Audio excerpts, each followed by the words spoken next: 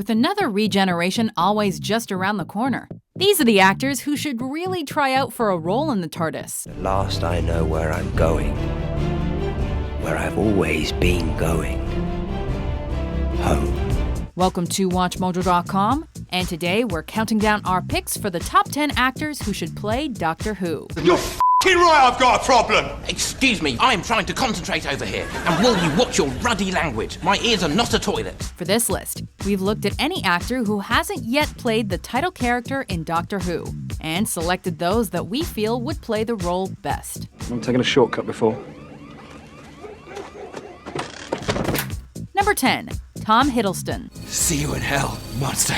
A name you'd normally associate with on-screen villainy, Tom Hiddleston would make for a slightly darker time traveler than other candidates, but that should only be a good thing. I like to come to the source. Besides, the mutual jeopardy makes me feel safer. Best known for his role as Loki in the Thor films, I could have done it, Father! Hiddleston's gotten to grips with futuristic other worlds before now, so a spin in the TARDIS should suit him. I thought you said you knew how to fly this thing. I said how hard could it be? A notably charming man as well. He's got the good guy, bad guy balance nailed, making him prime Doctor Who material. You drank, Ian. Adam. You drank. Number 9. Paterson Joseph. You know Barbara went home crying? Hey, I'm just the doctor. I didn't make the needles sharp. It's not a wig, Alan, that's actually her hair. Well known for his roles in TV comedy and drama, as well as for parts within the Royal Shakespeare Company, Paterson Joseph is an exceptionally well-rounded actor. You really are a bitter loser, aren't you, Mr. No Logo, Mr. Work a Day for World Peace? An especially expressive performer, it isn't difficult to see elements of the Doctor in some of Joseph's previous roles. They say they look forward to hearing from us in the future. They look forward to it. Now, what about that doesn't spell to you serious interest? As egotistical, almost eccentric business brainstormer Alan Johnson in Peep Show, Should take 45 minutes. I'm done in 10. Stick that up your dojo. Joseph's ability to reel in his audience is most apparent. This is the sort of guy who'd have his Daleks on toast. Just have one question for you. Are you a pathetic, worthless punk? Number 8. Richard Ayoade. Hello, my name's Richard Ayoade, or at least I think that's how it's pronounced. A stylistically unique actor with a geeky, gadgety vibe, the Richard Ayoade way would appear a perfect fit for Doctor Who. Roy, can I have a natter with you? It's about private man's business. I'm sure you boys will understand. Finding fame as computer genius Maurice Moss in the IT Crowd, it seems but a natural step up that the actor should swap the disk drive for time-bending hyperdrive. Usually when I try something new, it ends up a disaster. Ayoade's at times notably quirky fashion sense would also fit, while his trademark hairstyle would certainly set him apart. I want to go back to being weird. I like being weird. Weird's all I've got. That and a sweet style. Quite apart from anything else, Ayoade's funny, and that's vital when traveling an infinite universe. So before ado is in any way furthered, let's tool up and get down to business. Number 7. Robert Carlyle. Gentlemen, the lunchbox has landed. A Scottish actor who found fame with cult hits like Trainspotting and The Full Monty, Robert Carlyle has gotten quite the reputation for fantasy film work as he's gotten older. I've told you, magic is power. In Stargate Universe, he plays Dr. Nicholas Rush, a scientific genius driven by the need to explore. The life support system is failing, and we should probably do something about that.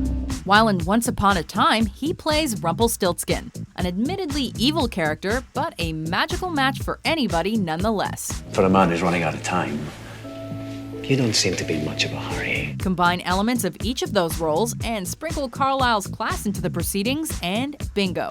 Perfect Doctor. Magic has become a crutch that I can't walk without.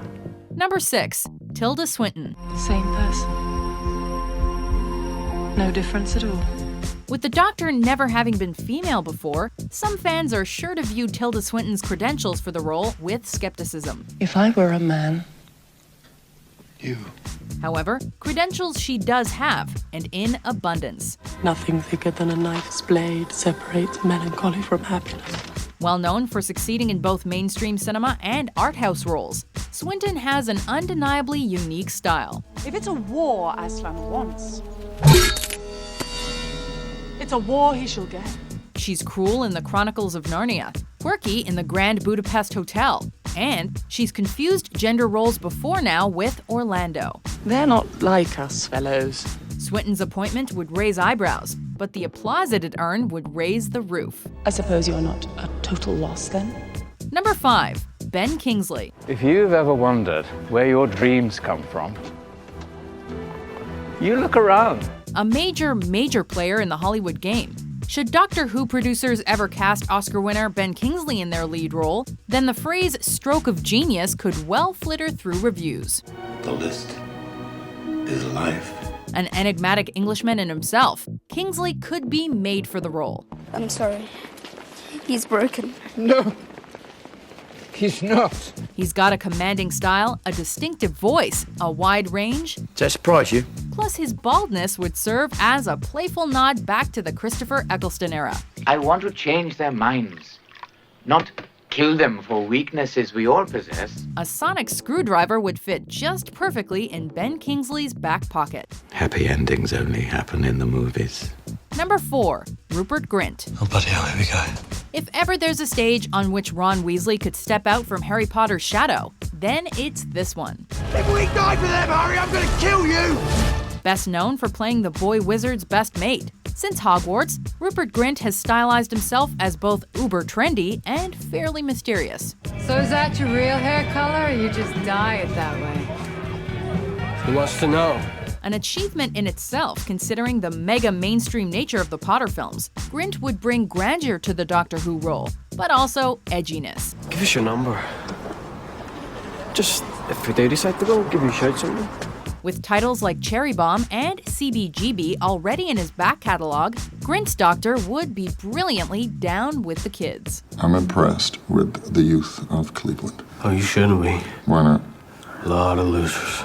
Number 3. Simon Pegg. Why? I don't understand. Is it something I've done? Fast becoming a legend of British comedy, Simon Pegg also boasts an affectionate, established fan base within the geek community. The notion of transwarp beaming is like trying to hit a bullet with a smaller bullet whilst wearing a blindfold, riding a horse. A Comic-Con regular and star of Star Trek, Pegg has also played a semi-major role in Doctor Who before, as the editor in Series 1 of the revived show.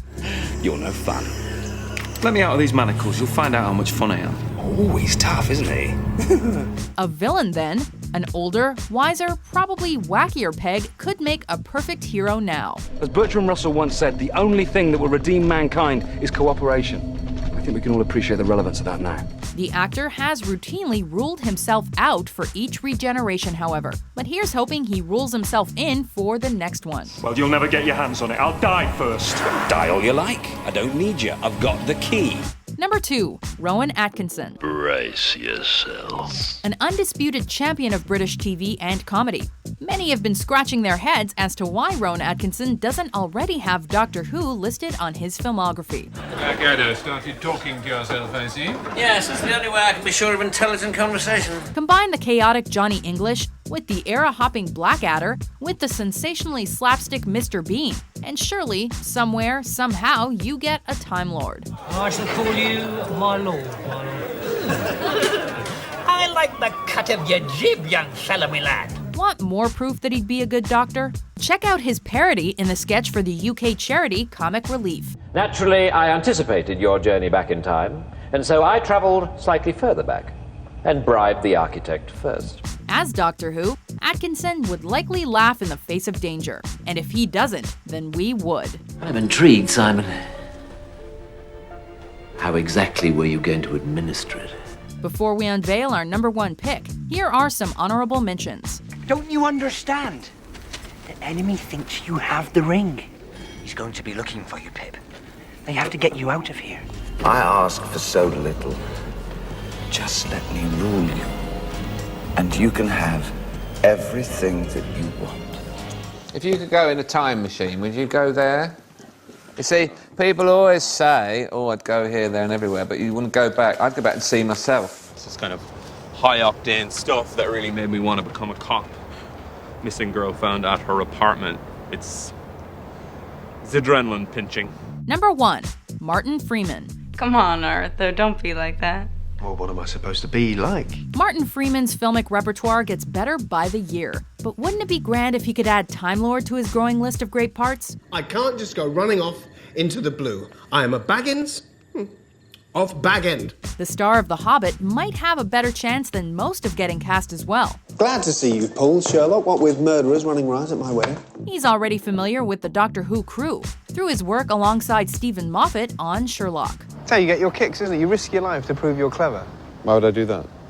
Because you're an idiot. An actor clearly able to combine cute with courageous. We've searched through all of time and space, and there's no one better suited to fighting Cybermen or any other alien antagonist. All my life, I've had this strange feeling that there's something big and sinister going on in the world. No, that's perfectly normal paranoia. Do you agree with our list? As far as the actual job's concerned, it's a piece of piss. A monkey could do it. Which actor did we overlook? It's obvious, isn't it? It's not obvious to me.